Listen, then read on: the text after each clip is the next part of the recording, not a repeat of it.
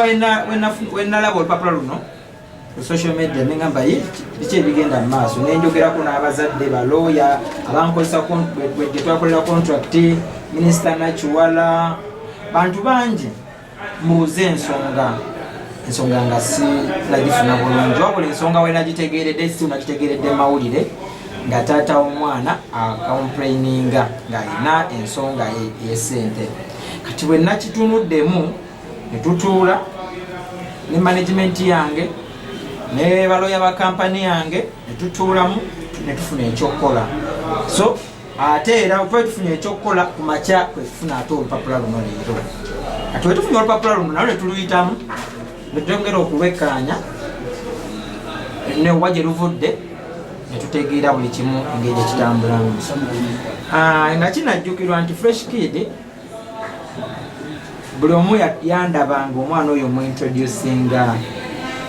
mu Gwokubiri February we namuintroducinga eri abantu era omwana oyo namufuna ennaku z'omwezi zaali ndowooza nga 2/10/2018 lwali lunaku lwa Mande lunaku lwe nasooka olaba omwana oyo namulabira Luweero kiro ssaawa 8 gwakyo namusanga mu bbaala olunaku lwa Mande ekiro mwezi gw'10 yes nalabira omwana oyo era olwo lunaku lwe namulaba nenoonya ku bazadde be nembalaba the following day ne bamumpa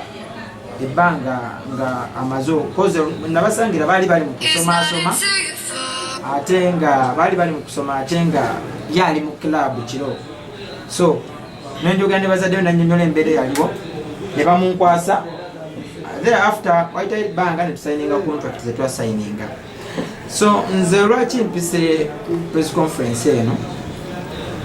njagala kutegeeza ggwanga move ya Francis eddako tuleme kubeera okugamba iki ekiddako tuleme confusing abantu tuleme confusing aba promoters abandi wadde omwana emirimu like njagala tereeza ekyo nakwongera kunnyonnyola abantu kituufu kiriwo kyeboogera abazadde kyo kiri kitya kituufu oba nze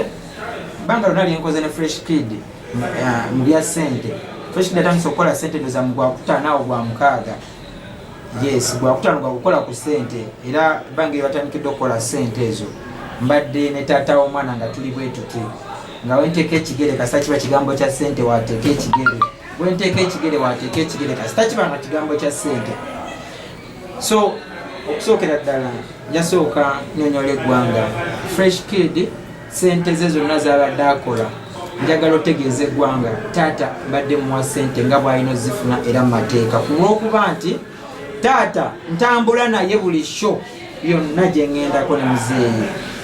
omwana waba alina performance ne weeba muzeeyi ali biza atya n'akaseera k'emabega muzeeyi wabadde aperformingira ng'alina ennyimba ze abadde asazaamu show ze n'ajja ku show y'omwana ku makinga sure nga ssente z'omwana azifuna era mu bujjuvu